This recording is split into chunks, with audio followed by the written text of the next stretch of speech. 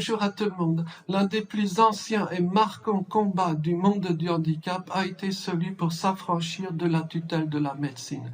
Cette phrase-là peut passer pour étonnante. Elle est souvent difficile à comprendre quand on n'est pas soi-même issu de l'univers du handicap. Quoi qu'il en soit, ces jours-ci, elle s'éclaire d'une lumière saisissante. Avec la mainmise presque totale de l'univers médical sur la vie humaine, sur la vie sociale et politique, le combat des personnes handicapées pourrait devenir de plus en plus désespéré. Ces jours-ci donc, quand il est question d'actualité, vous n'entendrez parler que de l'hôpital, de tel ou tel médecin qui s'exprime bien entendu pour réclamer davantage de contrôle encore, et d'autre part pour exiger que les non-médecins se taisent. Par contre, vous n'entendrez jamais parler de ce qui se passe dans l'univers médico-social. Cet univers où des centaines de milliers de personnes en France vivent du fait de leur handicap, sans compter bien sûr les personnes âgées, encore plus nombreuses. Pourtant, les scènes de désolation sont à l'image de mars lors du premier confinement. Pour parler clairement, les établissements médico-sociaux, tout comme les services à domicile,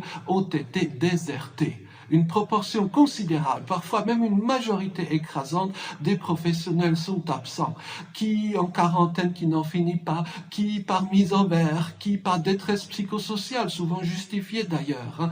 Dès lors, tout simplement, la vie des personnes en établissement devient dramatique. Sans compter la multiplication exponentielle des cas de très grande pauvreté, juxtaposée à un repli total des personnes sur elles-mêmes. Pire encore, du fait de la dévalorisation des métiers du médico-social, les responsables des organismes ne parviennent tout simplement plus à recruter du tout. Les annonces, les petites annonces d'emploi reviennent vides et la fuite des bras s'accélère, y compris parmi les cadres.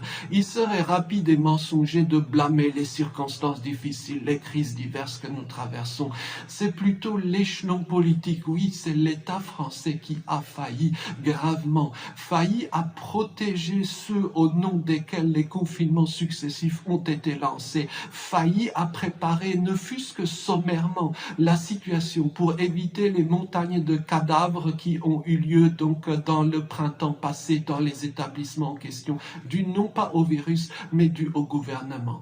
Présentement, tant les autorités politiques que les hauts bureaucrates qui de fait en France détiennent la réalité du pouvoir sont totalement indifférents aux questions du handicap ou de l'âge. Seul compte l'hôpital. Les chantiers législatifs tels que celui de la loi autonomie pour laquelle les acteurs du secteur du handicap et de l'âge ont tant donné sont à l'abandon pur et simple. La remise du rapport de Philippe de Normandie de la vie des personnes présentes a été le théâtre d'un mépris sans nom. C'est le terme qu'a utilisé une grande figure du monde du handicap. Encore accentué par l'omniprésence du discours lénifiant de Sophie Cluzel qui répète en boucle que tout va bien et qu'elle se chargera de tout.